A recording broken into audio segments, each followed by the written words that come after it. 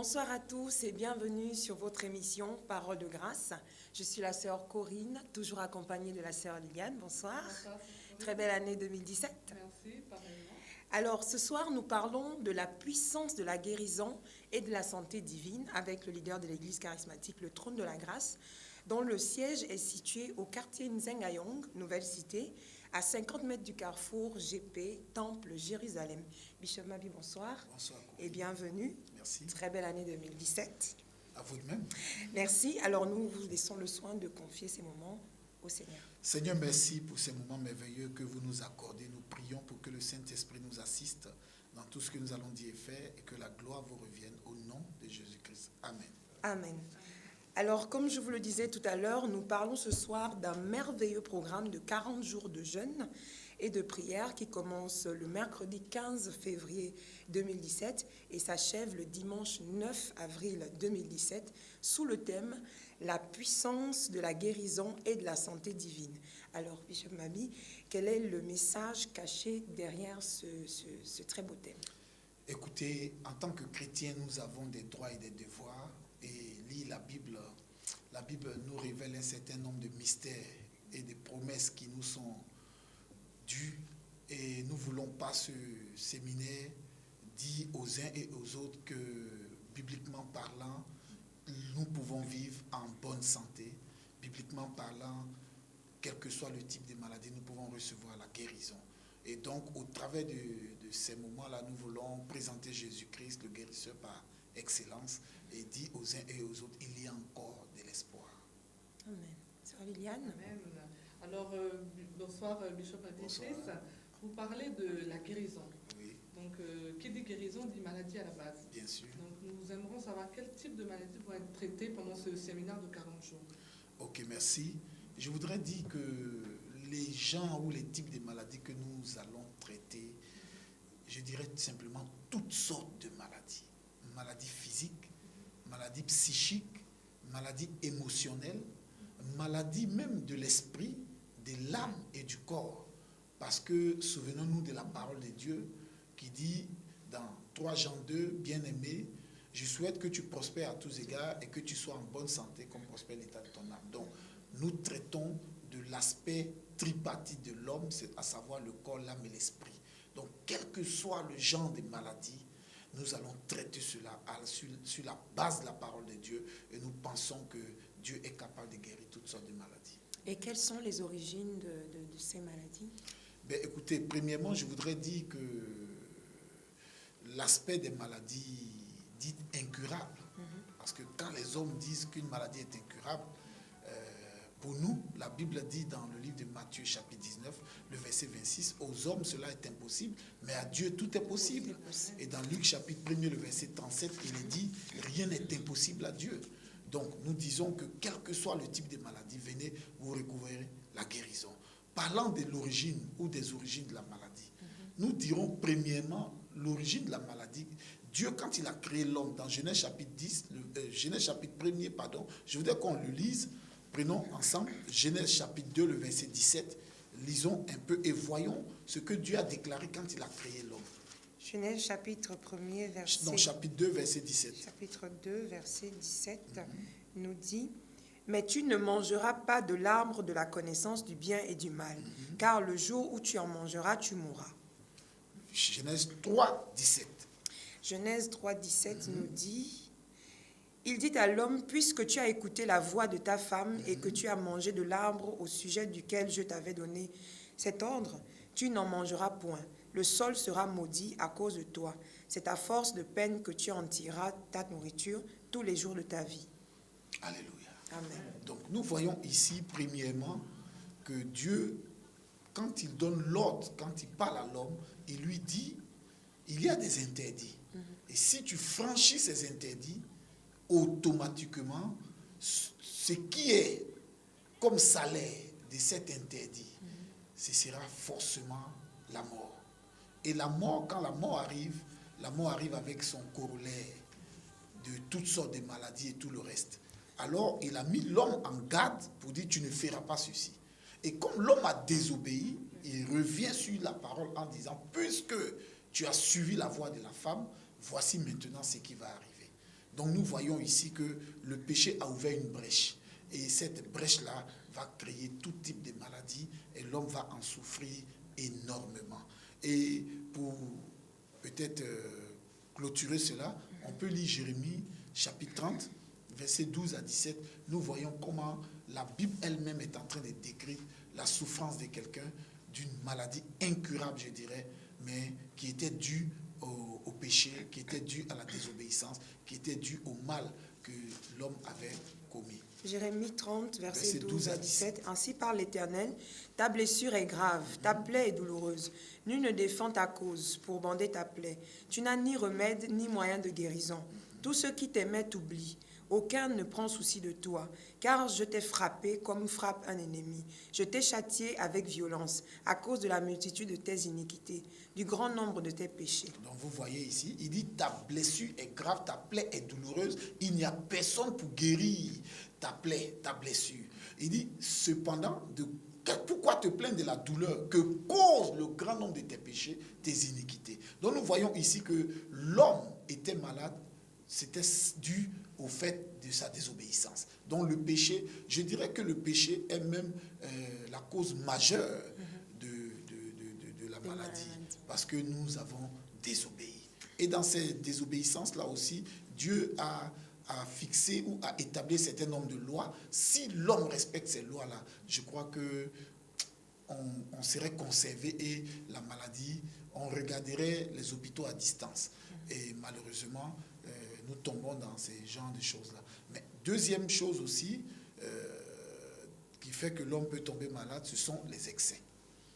Vous savez, en tout, les excès nuisent. Et quand vous buvez à l'excès, vous mangez à l'excès, il y a des gens qui prennent des drogues hallucinogènes, il y a des gens qui prennent l'alcool à l'excès. Mais vous savez que, un exemple simple, le vin à l'excès, c'est des cirrhoses de foie.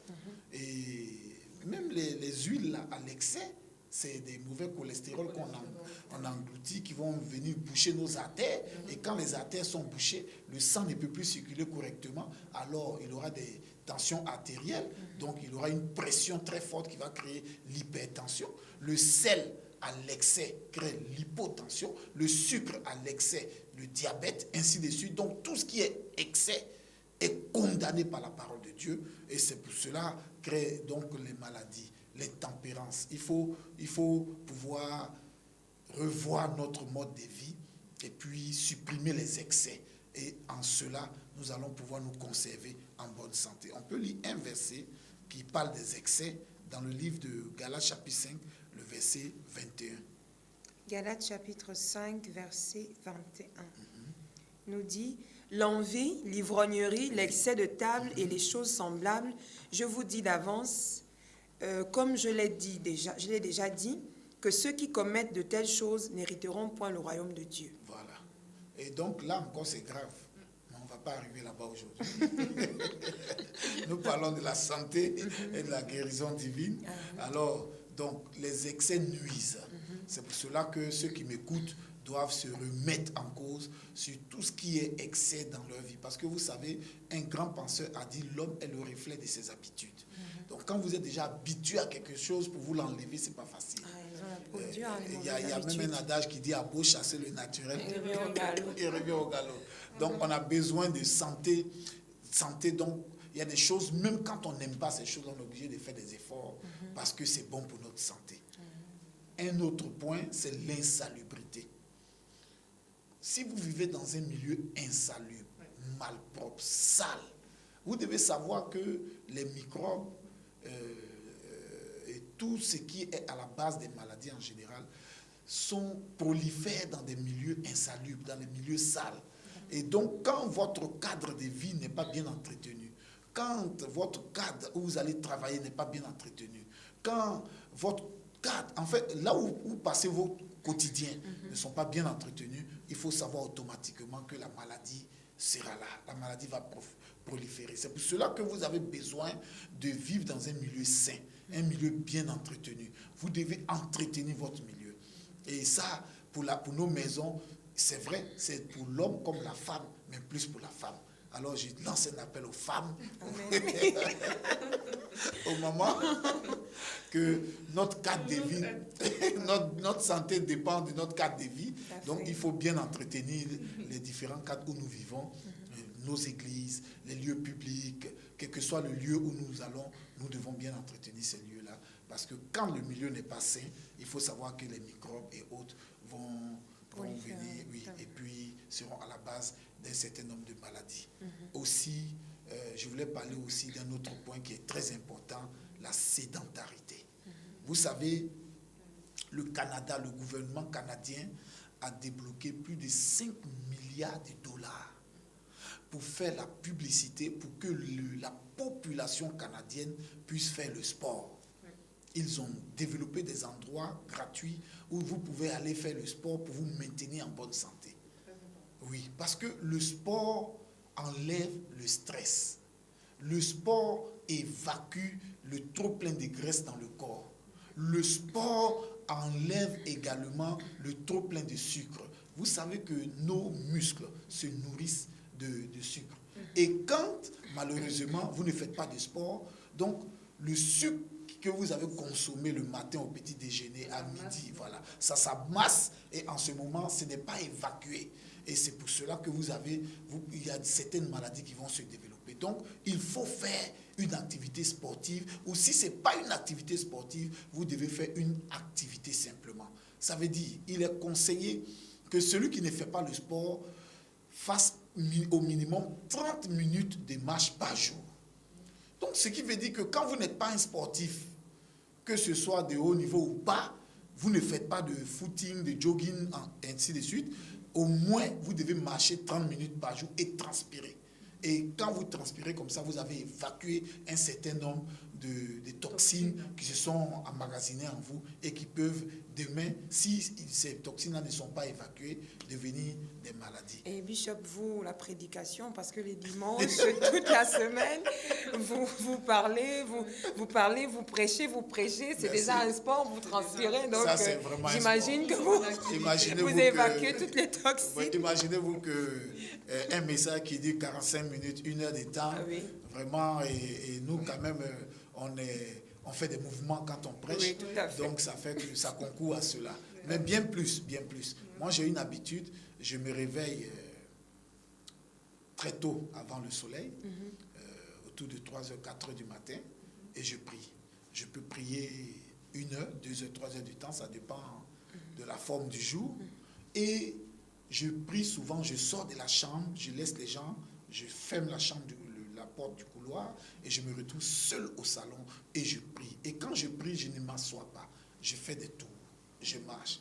Je peux prier 30 minutes, 1 heure, 2 heures, 3 heures, je suis en train de marcher. Donc je ne suis pas sorti de chez moi, mais j'ai fait 2 choses à la fois et j'ai marché parce que là, je sens éveillé. Parce que quand je m'assois, je peux somnoler, je me sens éveillé et puis je prie mon Dieu. Et donc ça me permet de faire des activités. Voilà, quand une femme fait la vaisselle, la lessive, elle est en activité. La femme qui balaie, il ne faut pas qu'elle murmure, elle est en activité. Ah oui, toujours dans les travaux ménagers. Voilà, tout ça c'est Liliane qui disait qu'on devait aller courir le dimanche. On a déjà... Voilà, donc elle a sans sortir de la maison. Comme je pense que les spectateurs le savent, nous sommes à la 2e édition de ce programme. Oui. Et l'année dernière, j'ai vraiment été inspirée. Et depuis lors, je suis dans le sport. Amen, que Dieu soit loué. Donc on était sur la sédentarité. Oui, donc on a dit que ceux qui ne bougent pas, qui sont toujours assis devant la télé, sur le canapé, qui ne font aucun mouvement, ou sur l'ordinateur, et qui ne font pas de mouvement, c'est un problème.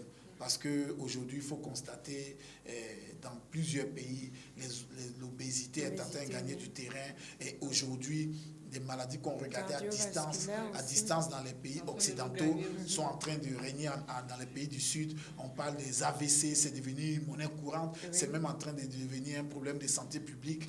Parce qu'à chaque fois, on dit que quelqu'un est décédé.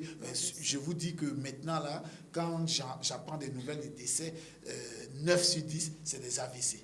Attaque cardiaque, il a fait un AVC. Pourquoi? Parce qu'il y a un certain nombre de choses que nous devrions connaître et mettre en pratique. Il ne suffit pas de les connaître, mais il faut aussi les mettre en pratique. On en parlera en profondeur pendant le programme.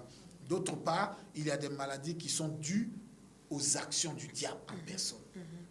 Et quand le diable lui-même décide de frapper quelqu'un, c'est une maladie qu'aucun hôpital ou bien aucune médecine, aucune science ne peut guérir.